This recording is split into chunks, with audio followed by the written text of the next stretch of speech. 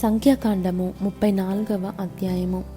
మరియు యెహోవా మోషేకు ఈలాగు సెలవిచ్చెను, నీవు ఇశ్రాయేలీలతో కనాను దేశమున అనగా పొలిమేరల చొప్పున మీరు చీట్లు వేసి స్వాస్థ్యముగా పంచుకొను కనాను దేశమున మీరు ప్రవేశించుచుండగా, మీ దక్షిణ దిక్కు సీను అరణ్యము మొదలుకొని ఎదోము సరిహద్దు అనగా మీ దక్షిణపు సరిహద్దు ఉప్పు సముద్రము యొక్క తూర్పు తీరము వరకు ఉండును.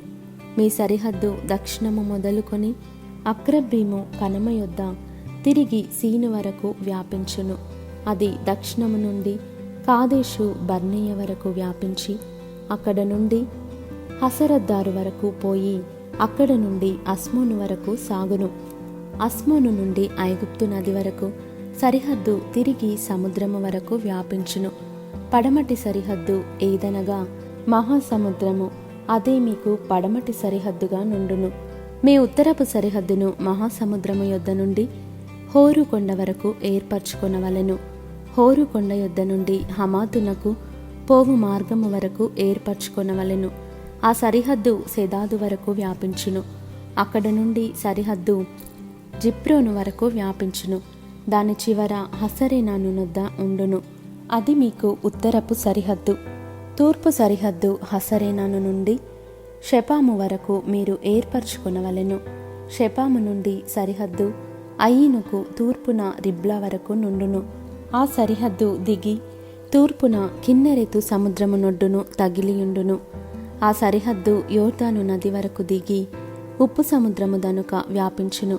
ఆ దేశము చుట్టూనున్న సరిహద్దుల మధ్యనున్న దేశము మీదయుండునని వారికి ఆజ్ఞాపించుము. మోషే ఇశ్రాయేలీలతో, మీరు చీట్ల చేత పొందబోవుచున్న దేశము ఇది.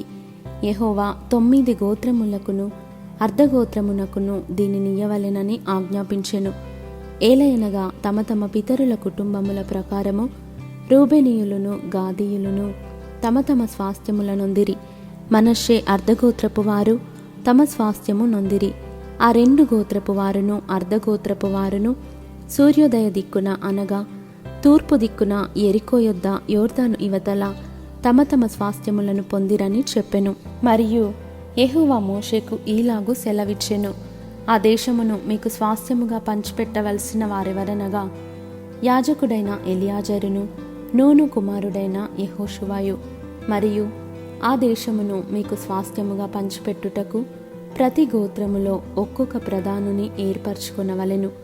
వారెవరనగా యూదావారి గోత్రములో యెఫున్నె కుమారుడైన కాలేబు, షిమ్యోనీల గోత్రములో అమీహూదు కుమారుడైన షెమూయేలు, బెన్యామీనీయుల గోత్రములో కిస్లోను కుమారుడైన ఎలీదాదు, దానీయుల గోత్రములో యొగ్లి కుమారుడైన బుక్కీ ప్రధాని, యోసేపు పుత్రులలో ఏఫోదు కుమారుడైన హన్నీయేలు మనష్షీల గోత్ర ప్రధాని, ఎఫ్రాయిమీల గోత్రములో షిప్తాను కుమారుడైన కెమూయేలు ప్రధాని, జెబులూనీయుల గోత్రములో పర్నాకు కుమారుడైన ఎలీషాపాను ప్రధాని, ఇశ్శాకారీల గోత్రములో అజాను కుమారుడైన పల్తీయేలు ప్రధాని, అషేరీయుల గోత్రములో షెలోమి కుమారుడైన అహీహూదు ప్రధాని, నఫ్తాలీయుల గోత్రములో అమీహూదు కుమారుడైన పెదహేలు ప్రధాని. కనాను దేశములో ఇశ్రాయేలీయులకు వారి వారి స్వాస్థ్యములను పంచిపెట్టుటకు యెహోవా ఆజ్ఞాపించిన వారు వీరే.